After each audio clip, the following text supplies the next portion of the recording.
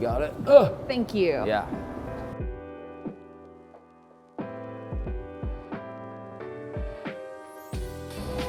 Wine Walk with Jesse McCartney. First and foremost, thank you for agreeing to do this Of course, in sub-zero Liz. temperature. That's cool. It's quite cold. I love doing interviews in 5-degree weather. Don't we all? Well, here's the thing. So you have your show tonight. Yeah. And in a way, this is just good for your vocal cords. No, this is perfect. I actually do really like this weather. I'm not even kidding. I grew up in New York, and you know, funny or not, I mean, believe it or not, like, you know, Los Angeles gets a little boring. It's nice to have some seasons once in a while, right? I am anti-LA. Are you anti-LA? I'm anti-LA. I don't know if I would go that far. You know what? I don't get the allure of LA. Really? I don't get it. I feel like it's filled with people that, for the most part, now this has been my experience, are very much what can you do for me people. Yeah. And well, it's a one industry town. Like it's like based on just the entertainment industry. In New York, you can go to a bar and you can meet somebody in construction, meet somebody in nursing, meet a doctor, meet, you know, people all across the board. In LA, everyone's just trying to like get their resume turned in, you know? Exactly. Get their headshot turned in. But I hear you. I hear you. I was a huge boy band fan. Big time. Really? I miss them. Oh, Backstreet Boy, which you toured with. Yep. I was the girl, like the psychopath, like teenage girl. Yep. Preteen, really, that had posters covering her walls. Like there was not an inch of wall space, just Backstreet Boys posters. Nice. Those were the girls that started your career. Yeah, those were. Yeah, I was in a short-lived boy band called Dream Street. Not nearly as successful as the Backstreet Boys or NSYNC, but it was sort of like the platform and the stepping sort of stone for my, you know, what was to come for a solo career. It was a lot of fun. We got to tour with like Britney Spears. I was like 13 years old. Like with Britney Spears, are you kidding? I was like a prepubescent, you know, young kid freaking out, getting to look at Britney on stage every night. I had pictures of her on my wall. So it was. Did you really? Yeah, and then you of toured course. with her? Yeah, and then we toured together. So it was cool. Were we scary? The lunatic, like preteens?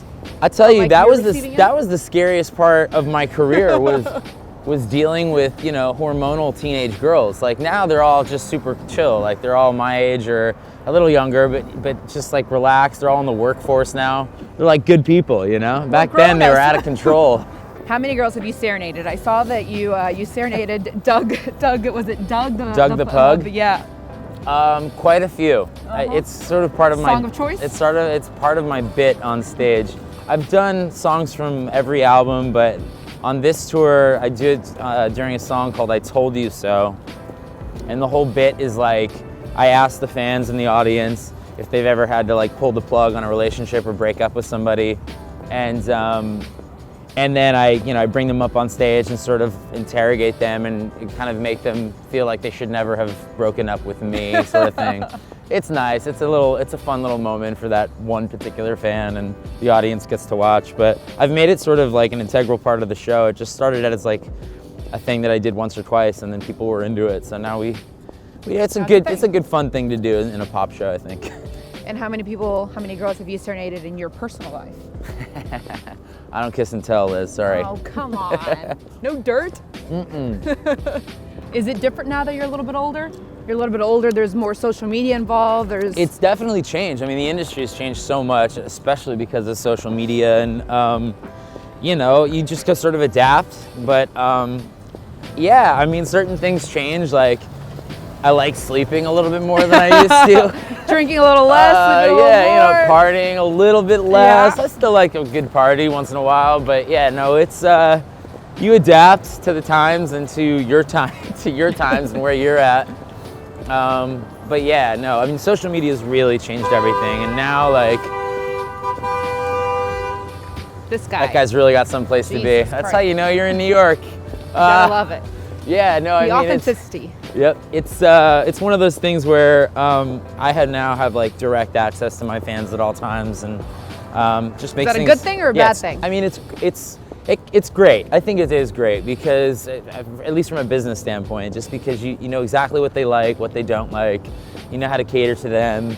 You can, you know, just be more engaged with them, and I feel like they also have a better understanding of who you are now.